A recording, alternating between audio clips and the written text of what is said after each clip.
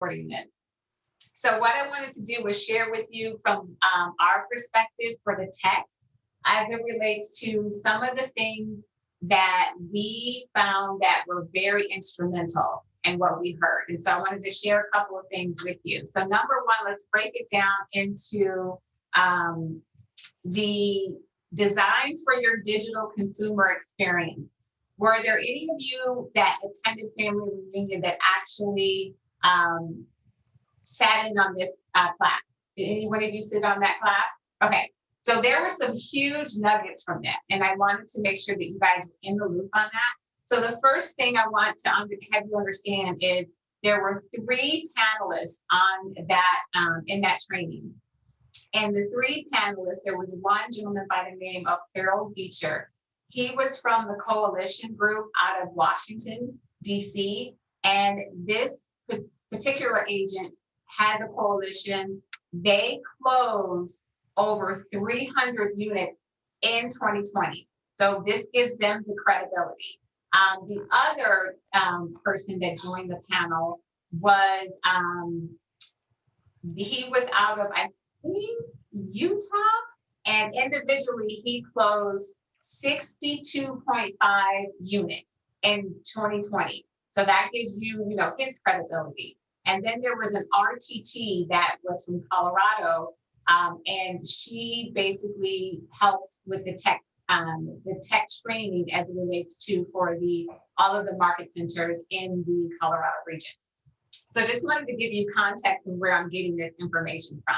So the first thing they talked about was removing, so we're talking specifically about the digital experience in terms of the digital experience, how you market or strategize in a digital experience. So if you are utilizing videos, the one thing that they said is this, and I have all of these notes, so I'm reading and we can talk about this. Remove the distraction. So when you are meeting with someone in a Zoom presentation, or if you are recording something, the first thing they talk about is removing distraction, making sure that when you are on your Zoom, that, when people are looking at you, you don't have any distractions in the back. Talk about, or should be lessen distractions in the back, remove the noise. That was another thing. Over communicate. And so what that means is when you are on a Zoom with the person, or if you're doing a video, what they suggest is that you over communicate. Tell them in advance what you're doing. So for example, some of you are writing notes now.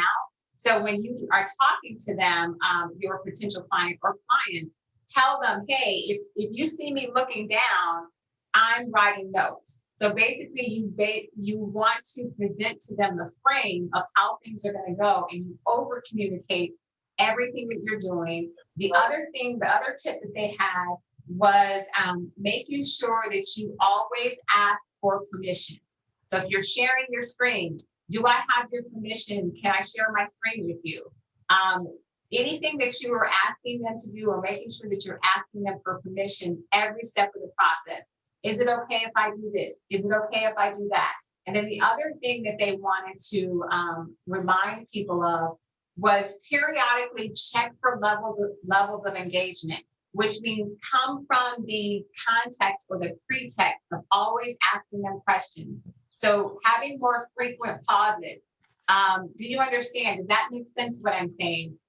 Is there anything I need to clarify? So when you are in a live situation, you can read people's body language better than you can on a Zoom.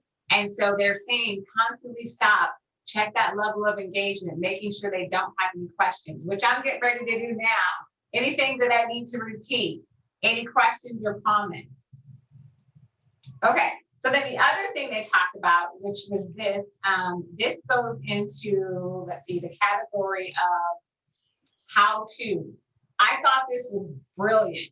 So a lot of you, especially the more seasoned agents, there are questions that you know of at the top of your head that potential clients or clients ask you every single time. It doesn't matter what you do. It doesn't matter how flawless your presentations are. there are certain questions that people ask you every single time.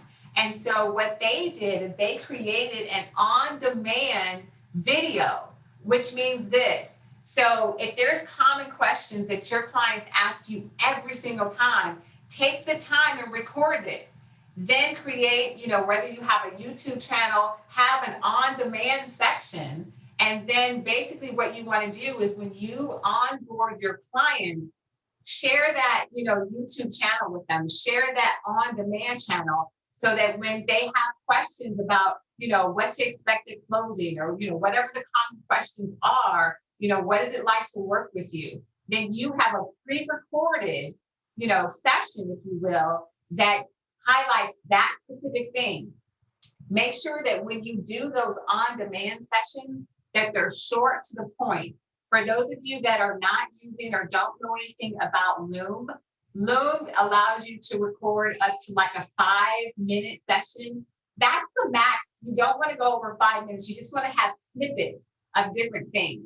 So that was like, it was just like, it blew my mind. I wasn't even thinking about that. And to have an allocation or set up a system where you have those on-demand situations, you can share that with people. So then, 9, 10 o'clock at night, you don't get all of those calls because your clients in that onboarding process know that they can go to your on-demand channel, i.e. YouTube or whatever it is, and then click on those little snippets so they can understand, kind of like an FAQ type thing. So stop talking for me. What do you guys think about that? I want to hear some feedback. Have you done anything like that for your clients? I've used Loom for a few of my clients, but Teresa, I haven't. Can you put it in the chat because I am having some issues with, let me do this. I'm going to try one more thing. Let's do.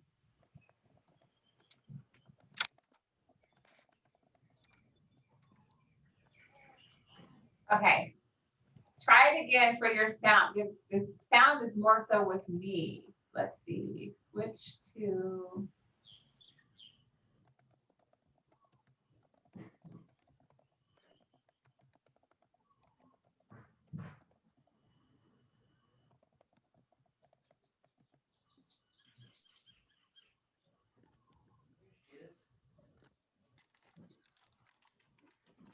Can you hear me now?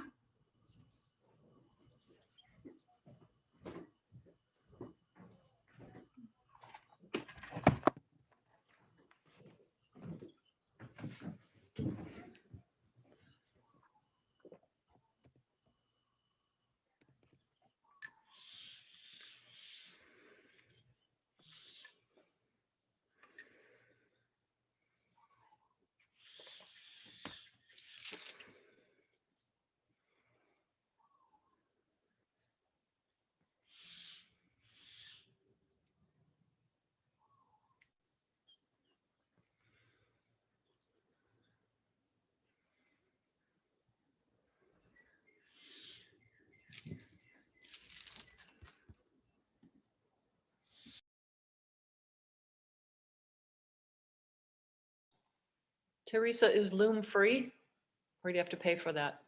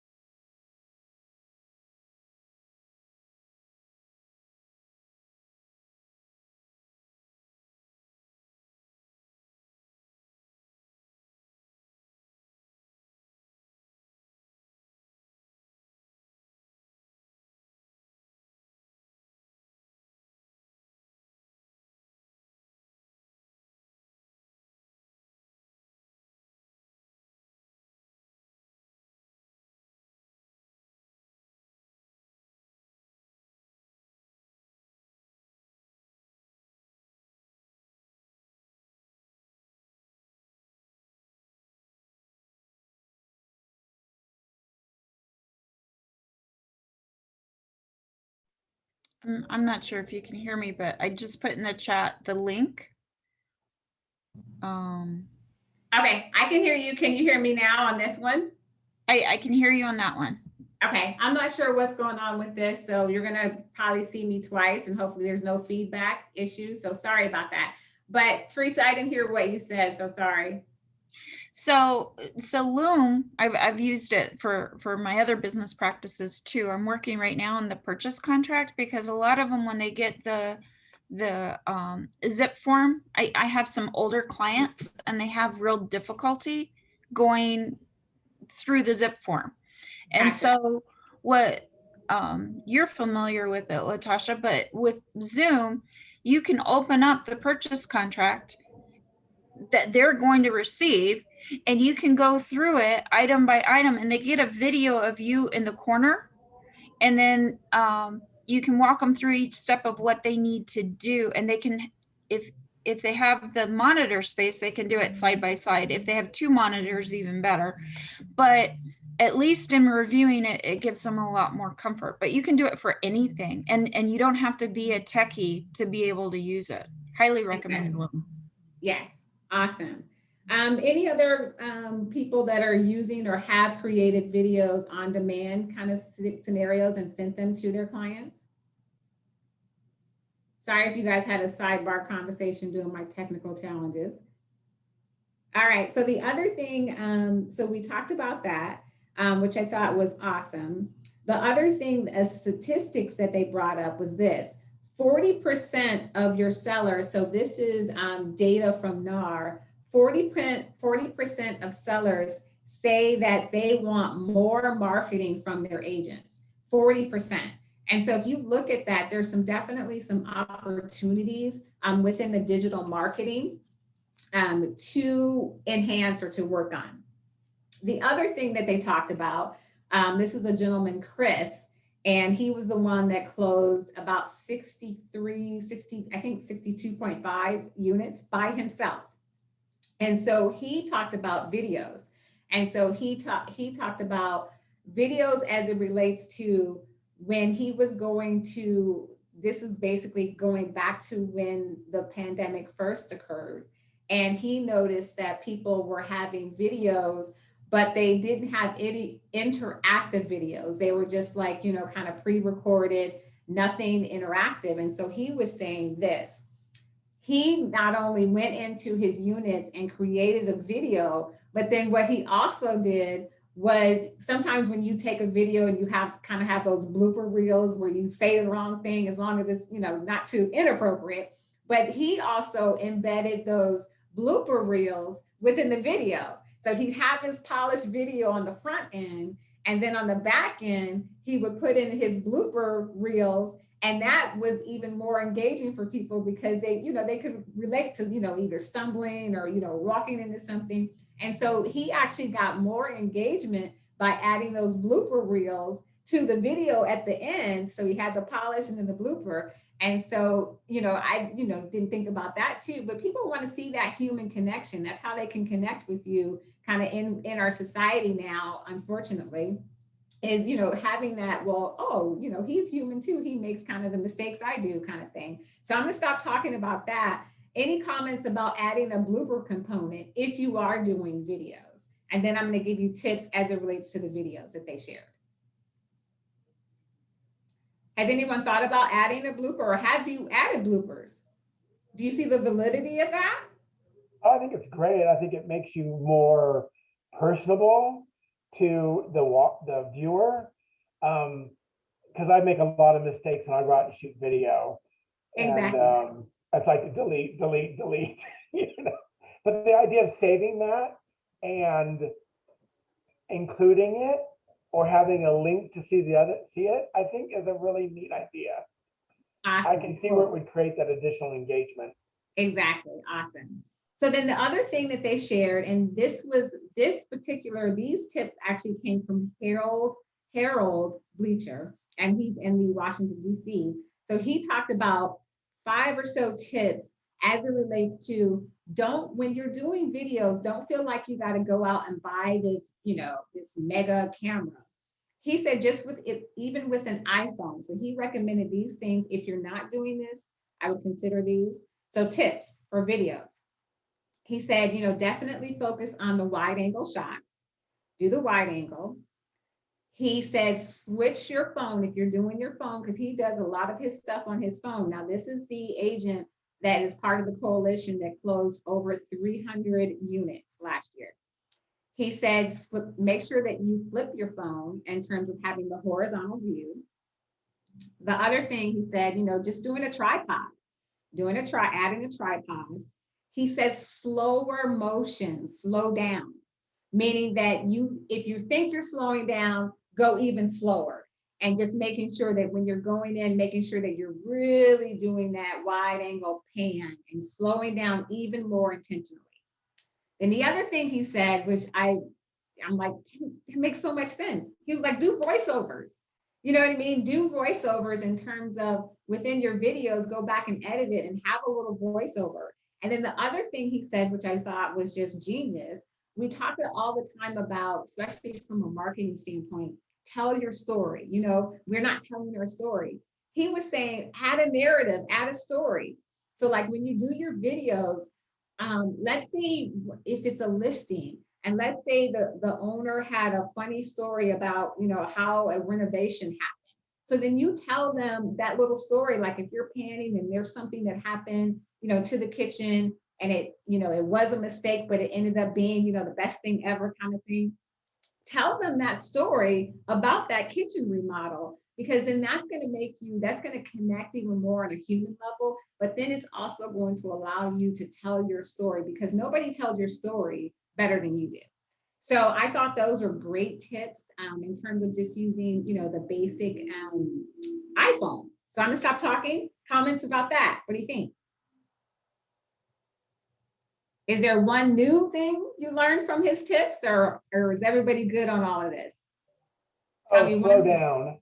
Just slow down. Slow down, because I tend to talk fast sometimes, and I do a lot of. I've been trying to do more video, not always on listings, but I will go down to some place like the other weekend. I went down to the south point of the Big Island and shot some video down there and talked about tips for traveling down there, and you know, wearing sunscreen and taking water. And don't forget, we're on the Big Island, so stuff is not close by. The walk to the beach you want to go to is a 3-hour walk. Exactly. You know, so get ready for it, you know. And we talked about picnic spots, and there were mistakes, and I had to like reshoot it, or I tripped when I was walking. But I try to include things that what's the reason I moved to Hawaii? Right. Share those, because there's so many of our clients, at least mine, they're coming from the mainland, you know. Right. So I try to do a lot of that, and I've got a YouTube channel that I've got some listings on, and I kind of kept all of it from even when I was at other brokerages, so they can go back and kind of see, you know, a little bit about my experience. And I was on a TV show, and so I included that too. Awesome. Awesome. Teresa, what about you? Was there a tip, one tip of those that I shared from Harold that you're not doing that you want to consider doing or didn't think about, or what? Well, I agree with Andy. The slowdown was a good one, but the voiceover was a new idea. Okay. Because I'll often talk, you know, as I'm doing a live or Right. whatnot. And sometimes the words aren't quite there, or you're kind of stumbling over them. And so then when you clip it, it kind of looks funny. But the idea of being able to just shoot it and then go with more of a scripted narrative, Mhm. I hadn't even considered. So I really like that. Awesome. Good. Anyone else want to share? Let me see who else is on. Chris, any new tips that you learned?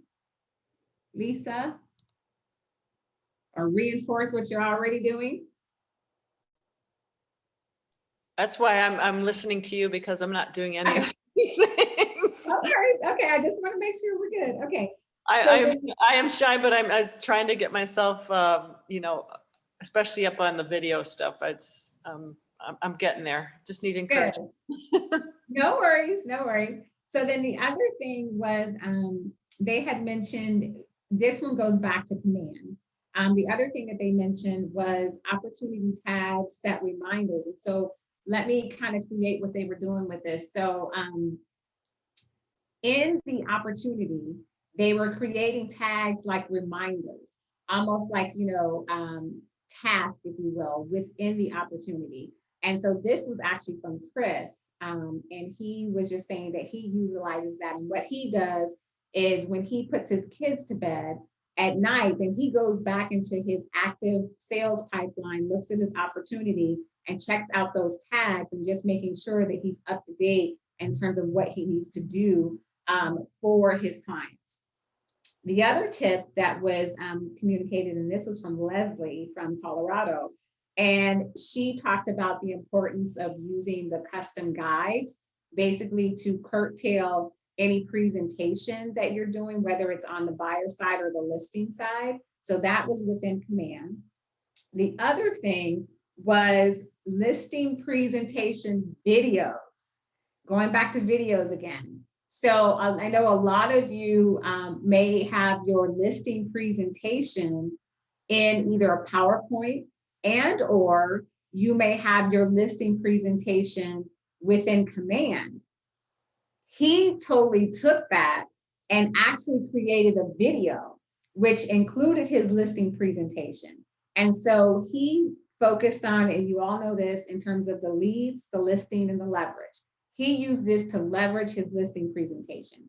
And what he did is he scripted out basically kind of an intro into his listing presentation, went through all the basics, put it to video. And so when he would, he would send out these videos to potential clients, and then it was like a little button that said, click here if you're ready to join me, or click here if you want more information. So I thought that was amazing to be able to, do that listing presentation and to be able to, do it to video. And then you have the potential to reach more people at the touch of a button. So I thought that was also going back to the whole video idea, to not only integrate it in terms of showing videos, or touring properties, but then change your listing presentation into an actual video.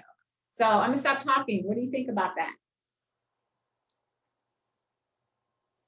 I'd like to see it. I'd like to see what it looks like. I did request it. I did request that. So as soon as I get a hold of that, I pinged him last night. That would be Chris, to see if I can get a copy of that. But yes, I already asked him for it.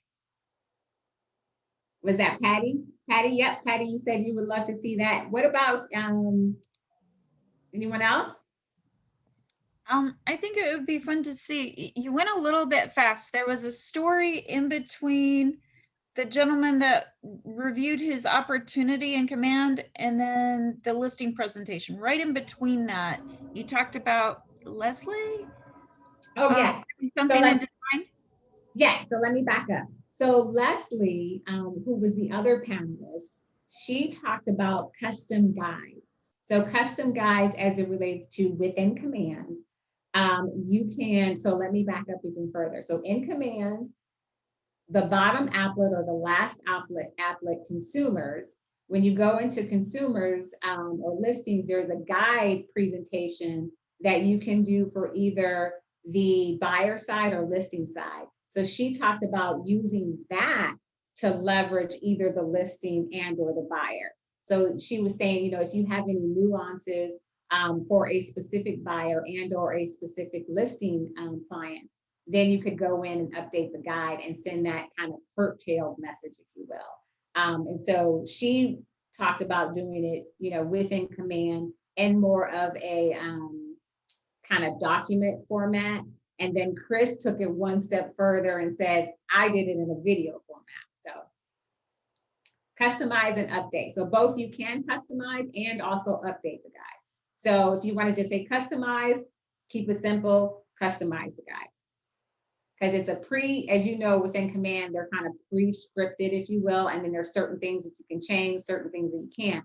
But with the video, that allowed Chris the opportunity to be expressive, communicate how he wanted to communicate, say what he wanted to say, and have that kind of that pre-recorded, if you will, message. So I thought that was good. The other thing, did that answer your question? I'm sorry, Teresa. It did. I haven't, I haven't played with the guides. Are they sitting within design? Yeah, so they are within the listing component. Let me see if I can share. Hopefully I won't be able to share. Let's see. There's so much to take in. I know. I don't even feel like I've scratched the surface. So can you guys see my screen? Yes. Okay, so let me see if I can get in command really quick. Because I'm in the Kahului office and we had a couple of issues with the internet, as you can tell. So let me see if I can jump in here really quick.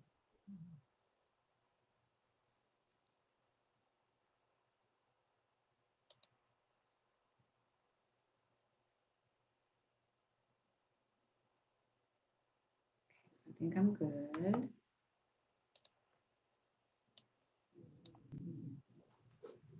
So then within the consumer side, you want to go into Guide Builder? I was watching it, and they're basically filled out already. Yes. People should customize it because it has like, Joni will be, instead of Gotcha. I kind of thing, but Gotcha. yeah, they're all done. The only Gotcha. other thing is that home warranty thing in there. You might want to take that out because home warranty we kind of don't do here. Gotcha, for Hawaii. Yeah. Okay. So then for where the file path that I went to for that was in consumers, and then consumers, you go into Guide Builder. And so here, I've been playing around with my Guide Builder. So I've got 7 steps. So if I click on here and the buyer side, it walks you through all of this, and you can basically edit or customize this to whatever you want. These kind of grab bars here, you can flip out the order of what you want. So that's what I meant by that. So that answer your question, Teresa? It did. That's really Okay. nice. Awesome. I haven't played there at all. Okay, cool. So then the other thing is, let's see, so we talked about the listing videos, talked about opportunity. Oh, so the next thing that Leslie from Colorado mentioned, which we've had classes on, but she had making sure that you're leveraging your opportunity checklist. So once you activate someone in terms of adding a new opportunity or adding another opportunity, leveraging that opportunity checklist so that you can make sure that that service that you're providing is curtailed. And the other thing that she mentioned, which I thought was good, going back to us telling our story, you tell your story the best. And so when you create those opportunity checklists and then client updates, adding those client updates lets the client know, remember when we did our onboarding and I brought you on, into the fold, if you will, or our community, I told you I was going to do all of these things. When you add a client update, it reinforces what you told them in the onset in terms of what you were going to do for them. That also allows you the opportunity to leverage referrals and reviews. So when you're constantly showing people what you're doing and they see those updates, oh, Teresa just did, whatever it is she did that she told me she was going to do. Whether that's, reaching out to, in the lender situation, confirming things with an escrow, just sending the update saying that I did it, and it pings them and lets them know, that reinforces that you are doing what you told them you're going to do in the very beginning. Then you are more likely to, when you ask for a review, get them to review and then get a 5-star or whatever the max rating is. So I'm going to stop talking about the opportunity checklist and see what questions we have. Questions about that? Yeah, what opportunity checklist? Great question. So let's go here.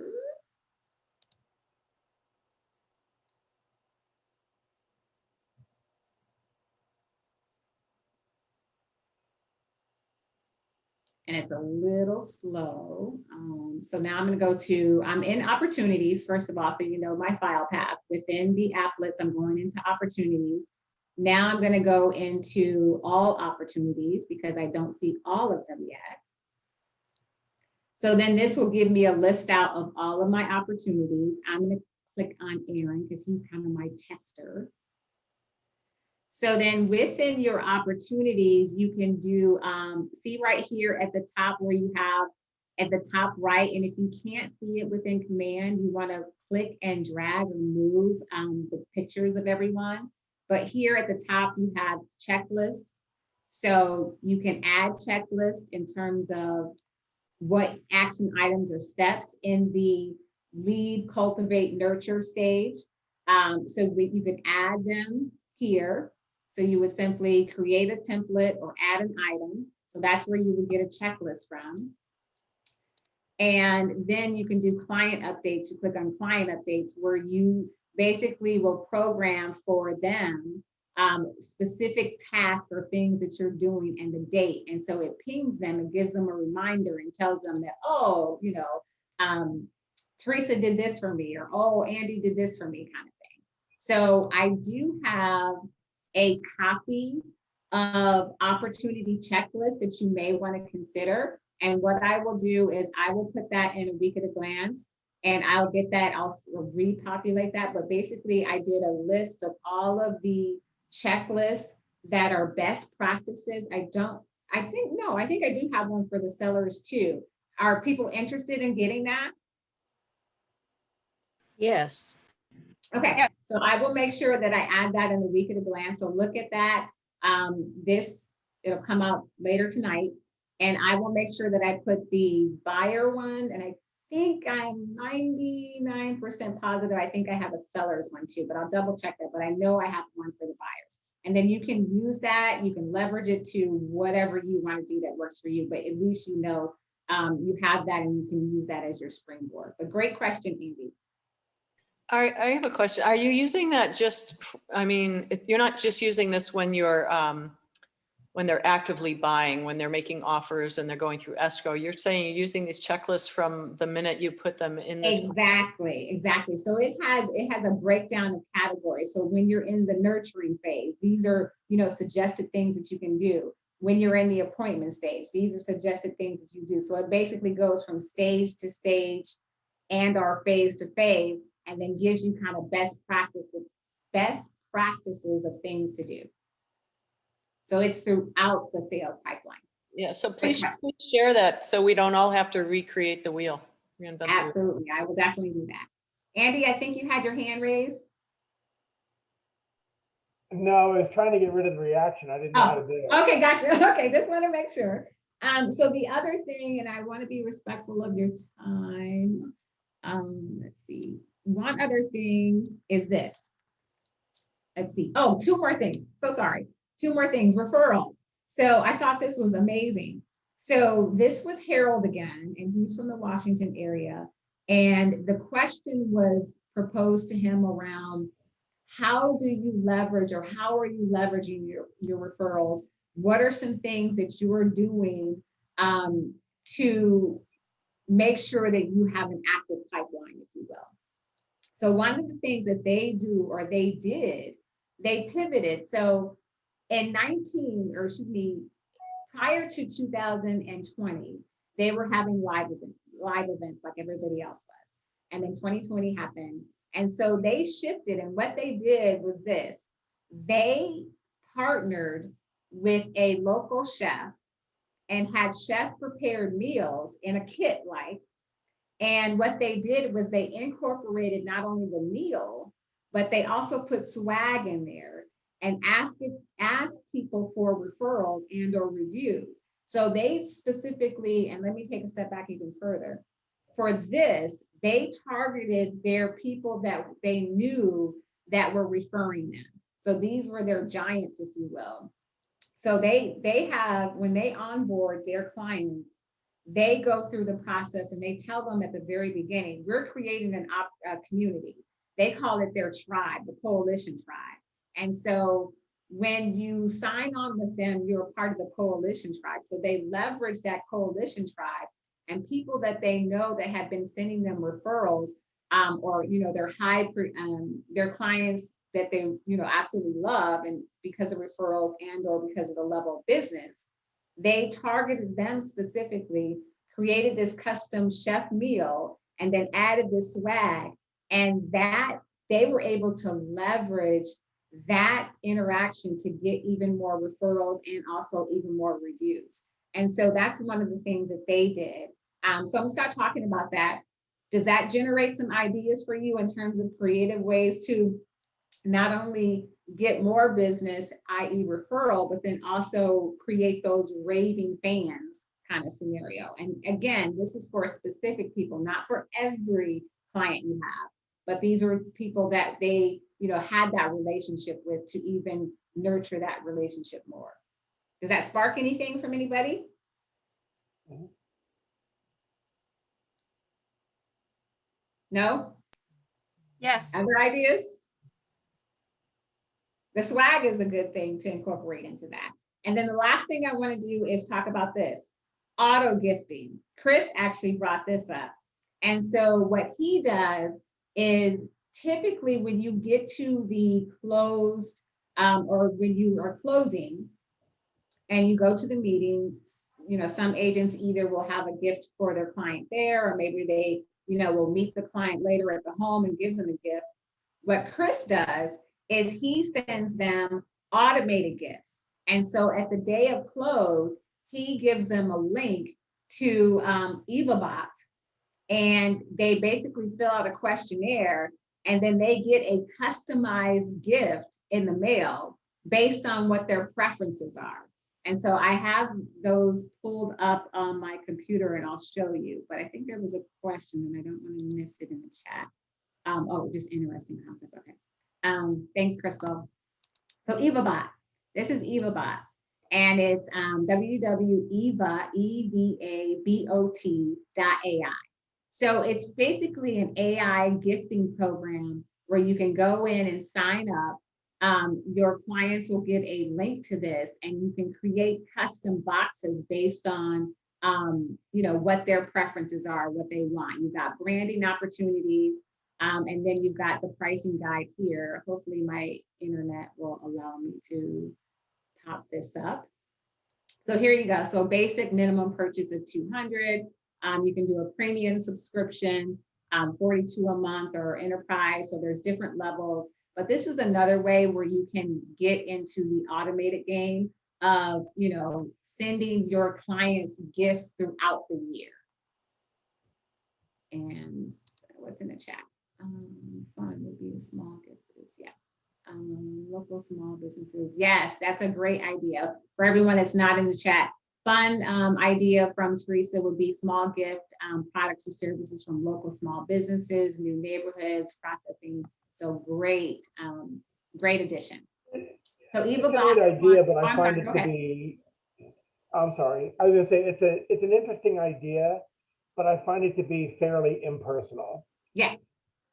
I think that for me, I'd rather take the time to find local, you know, gifts that were done by local artisans or something local and provide that as opposed to a mechanism like this. That's just me.